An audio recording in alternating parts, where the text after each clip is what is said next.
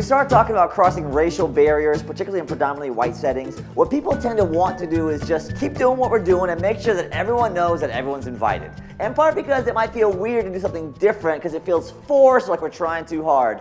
But the problem is if we take scripture seriously, our intentionality is at least a part of what's required if we're going to actually do anything like breaking through barriers. Welcome to Sunday's Best 3 Minutes, where we're very intentional about taking one big idea from Sunday's message and bringing it to you in a portable package.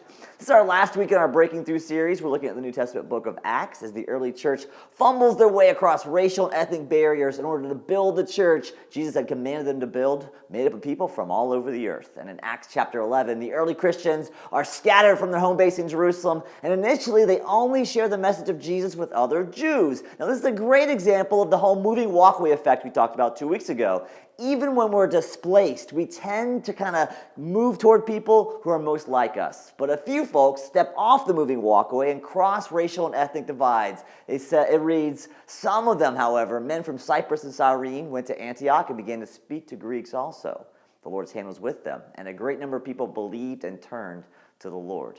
What we see here is that breaking through racial and ethnic barriers requires two types of work. One is our own intentionality. Unless someone goes to the Greeks, the barriers will remain between the people groups and the mission will remain unaccomplished. One of the values that white culture has is spontaneous authenticity. We want most things that we do to feel natural and organic, but the most natural and organic thing to do, given our racialized culture, is to stay on the moving walkway and to stay sorted out and separated. The only way real change happens is if we're willing to be intentional about going a different direction, and at least initially that might not feel very natural or very organic. But at the same time, in order for real breaking through to happen, there's this remarkable, uncontrollable work of God's Spirit. In Acts, the Lord's hand was upon this work. That's the part these guys can't manufacture or drum up on their own. All they can do is pray and ask God to do what only God can do.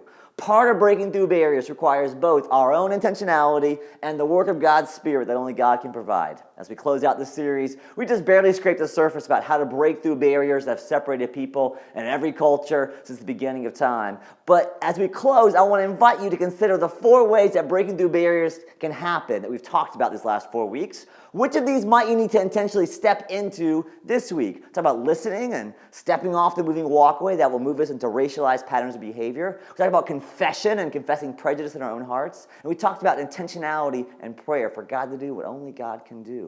Which of these 4 might God be calling you to step into this week for the sake of His bigger mission to break through barriers and build a new community of all kinds of people, each made in His image? Thanks so much for watching this week on Sunday's Best 3 Minutes.